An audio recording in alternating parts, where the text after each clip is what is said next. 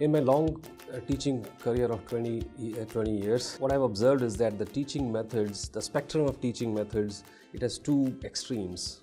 On one end, we have the so-called pure lecturing, and where the instructor spends majority of the time giving an oral presentation, and the students do their best, often passively, to absorb the material. On the other end of the spectrum is what we call as active learning, which is quite popular these days. In this approach, students spend majority of their time working in small groups as the instructor walks around answering their questions.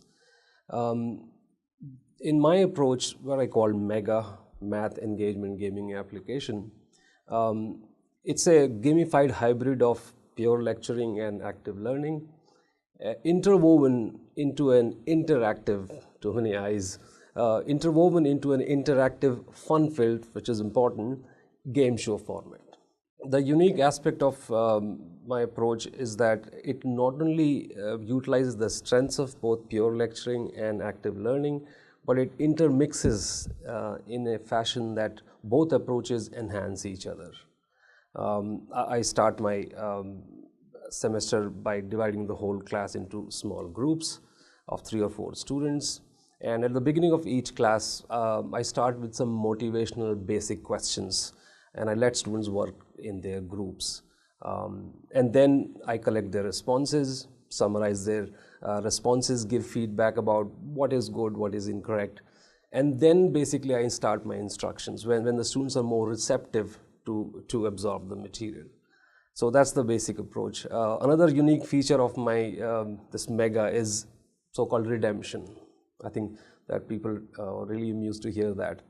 So in this redemption, once students get their graded homework and quizzes back, they can come back to my office hours and explain the errors and mistakes, and they can earn up to 80% of points back. So it's a win-win situation. Students like to get a higher grade, and we want them to learn from their mistakes. So both works out pretty well in this case. And I forgot to mention that the game show format that I utilize in the classrooms, students also have 6% credit for that. So they're really motivated to earn those points and enhance their grade. So that's very interactive. They fiercely compete, and I want to answer. Even though earlier when I used to do pure lecturing, students would be like dozing off, reluctant to answer questions, but this way they're really motivated and they fiercely compete for points. So that's something very unique about my approach. What I do is I have an Excel spreadsheet where all the teams have been labeled separately, and I start the class with a question, some basic questions that they can try to answer based on their previous knowledge in the previous courses, and I let them work on it. Usually I use PowerPoint, so the question is also up on the screen so everybody knows what we are discussing.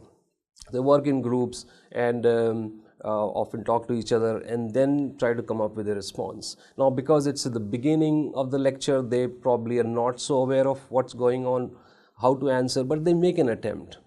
And then when they answer, either I pick a team to answer questions or 2 or 3 teams to answer questions, and then I summarize their responses. And then I actually explain the concept in full detail, but they're more receptive to receive information at that point. And as they answering questions, I keep adding points into the Excel file, which keeps adding up throughout the semester, and that counts towards their 6% of the grade. I think the response has been fairly positive. The student engagement, it's enhanced quite a bit, both within and outside the classroom. My office hours are often flooded with students.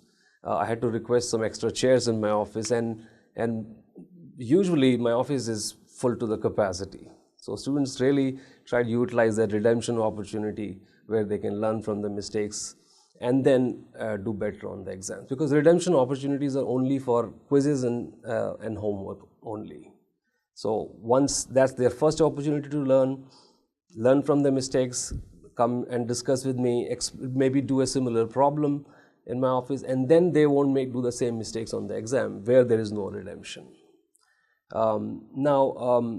I also did a comparative study of during my first 2 years.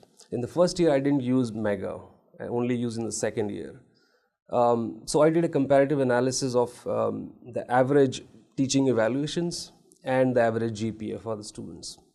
And I noticed that in every course, there was a significant improvement.